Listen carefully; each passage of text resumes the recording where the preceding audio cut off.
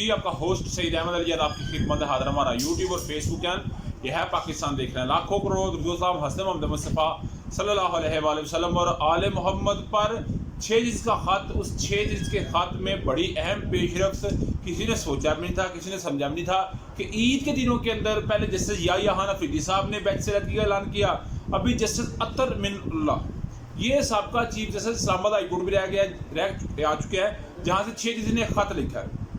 कभी इम्कान है कोई इनके नीचे काम भी करता होगा, मगर अभी मुझे उसका तो नहीं क्लियर, मगर इनके नीचे काम भी तो कोई करता होगा। मगर जस्टिस अतर मिनल्ला साहब ने जो 6 जिल्द का मामला था उसके ऊपर इसे इख्तलाफी नोट तो नहीं कह सकते, एक इजाफी नोट लिखा है। इस इजाफी नोट के अंदर अगर मैं आपको ये बात बताऊँ तो जो काजी फाजी साहब ये बात कहते थे कि वज़ीर आज़म पाकिस्तान को तलब नहीं किया जा सकता, तो काजी जो जस्टिस अतर मिनल्ला साहब उन्होंने कहा जी ये हम बाद में देखेंगे कि इसको किस तरह हमने मैनेज करना है। कि जस्टिस अतर मिनल्ला साहब कहते हैं कि हमने उनको फुल कोर्ट के हवाले से बुलाना है या वैसे बेंच में बुलाना है। बड़ी खबर है, ब्रेकिंग न्यूज़ ये है कि जस्टिस अतर मिनल्ला ने लार्जर बेंच के हुक्म के 12 पैरा से इख्तलाफ करते हुए ये बात कही है कि अदालती कामों में कोई मुदाखलत नहीं की गई। इस बात का सबूत देने के लिए रियासत और एग्जीक्यूटिव के साथ हरन का रास्ता रोका जाता है।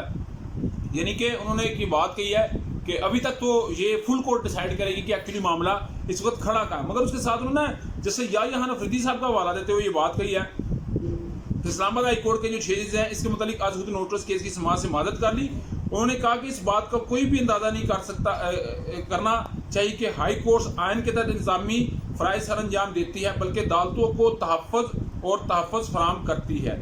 ये मामला पहले ही मैदान में है, इससे कोई इख्तलाफ नहीं कर सकता कि इस्लामाबाद हाई कोर्ट के 6 जिल्द काबिले जजेस की बेचैनी है। 25 मार्च को सुप्रीम जुडिशल काउंसिल को लिखे गए खत इनके खत में उठाया गया है, जो कि यकीनी तौर पर मस्बत गौरो हवस की ज़मानत देता है। और इसके साथ उन्होंने ये बात की है कि एग्जीक्यूटिव को जजों के तामुल को रेगुलेट करने के लिए मुनासिब दफात दाखिल करने और अदलिया को किसी भी कोशिश या हकीकी मुदाखलत के लिए इस्लाही रद्द-ए-अमल और अदलिया के जजेस की ज़ाब्ता हिलाक में इसके अदालती काम जैसे कि आयन के आर्टिकल 209(8) के तहत फराहम किया गया है।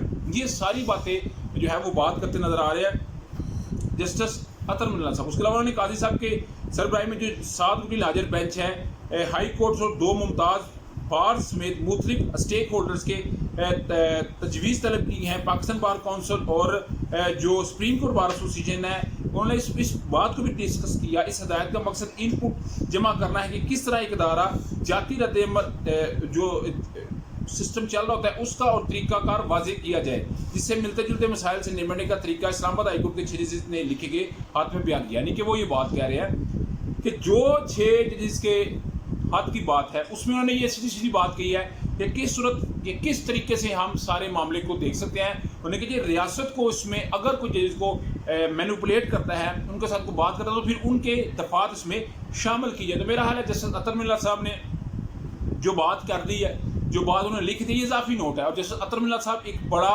अपना अलग मकाम रखते हैं। जस्टिस अतर मिनल्ला साहब ने आज का अपडेट, इसके अलावा पिछली उनकी समाअत जो उन्होंने की 7 रुकनी बेंच में, उससे पहले उन्होंने एक तकरीब के अंदर जो सुप्रीम कोर्ट बार कौंसिल ने अरेंज की, एक जज साहब की जस्टिस तारक मसूद साहब की रिटायरमेंट के एजाज़ में, तो उधर भी उन्होंने बड़े खुल के बातें की, बड़ी बोल्ड स्टेटमेंट दी। तो उसके बाद क्या सिचुएशन बनेगी, एक बड़ी अहम तरीन बात आप साथ डिस्कस करेंगे। उधर जी आप जानते हैं महावल नगर के अंदर पहले रिपोर्ट सामने जी कि पुलिस वालों को कोई आर्मी वालों ने मारा है, वीडियोज़ भी मंजर-ए-आम के ऊपर आ रही हैं, मगर ये एक बड़ा हसास मामला है।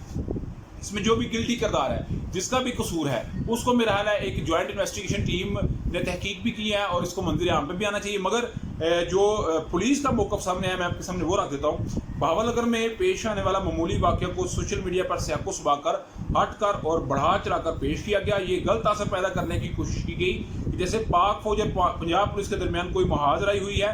सोशल मीडिया पर गैर मुसद्दक़ा बातें वायरल होने के बाद दोनों अदारों की तरफ से फौरी जॉइंट इन्वेस्टिगेशन की गई, जिसमें दोनों अदारों के अफसरान ने तमाम हक़ाइक़ का जायज़ा लिया, मामले को खुश उसलूबी से हल कर लिया। पाक फौज और पंजाब पुलिस दहशतगर्द, शरपसंदों, खतरनाक मुजरमों को कैफ़े किरदार तक पहुँचाने के लिए पूरे सूबे में मुश्तरका कार्रवाई जारी रखे हुए। आवाम से दरख्वास्त है कि सोशल मीडिया के जाली प्रोपेगेंडे पर कार न धरें। तो क्या जिनको फौज ने मारा है, मेरा यहाँ पे सवाल बनता है, वो दहशतगर्द थे, शरपसंद थे या खतरनाक मुजरिम से थे? मगर जिस तरह बेदर्दी से उन्हें मारा गया, جس طرح انہیں ایک تشدد کا نشانہ بنایا گیا، پھر اس کی ویڈیوز بنائی گئی، تو میرا خیال ہے یہ چیزیں جو ہوتی ہیں ہمارے ملک کے اندر ایک بڑا عجیب سا ٹرینڈ بن گیا ہوا ہے. کسی کو مارو، کسی کے ساتھ لڑائی کرو، اس کی ویڈیو بنا کے سوشل میڈیا پہ دو اور چاہے احکام بالا کو دو. مگر میرا خیال ہے یہ ٹرینڈ بند ہونا چاہیے.